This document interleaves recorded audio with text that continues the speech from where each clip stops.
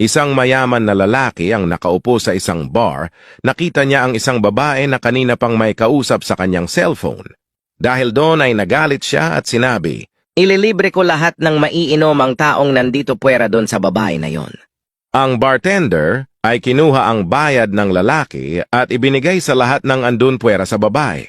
Sa halip na magalit ang babae ay sandali niyang binaba ang kanyang cellphone at pinasalamatan ng mayamang lalaki at pagkatapos ay nagpatuloy siyang makipag-usap sa cellphone. Nagalit ulit ang lalaki at kinuha ang kanyang wallet at sinabi, Ililibre ko lahat ang tao na andirito ng pagkain puwera sa babaeng iyon. ang bartender ay nag-serve ng mga pagkain sa lahat ng tao puwera sa babae. Pagkatapos noon ay ngumiti at pinasalamatan ulit ng babae ang lalaki. Mas lalong nagalit ang lalaki at sinabi, Bibilin ko ang pinakamahal niyong menu at ililibre lahat ng taong andito puwera sa babaeng iyon. At sa huling pagkakataon ay nagpasalamat ulit ang babae sa lalaki sa kanyang ginawa.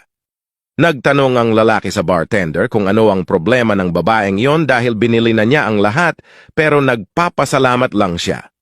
Ngumiti ang bartender at sinabi, Siya po ang may-ari ng bar na to.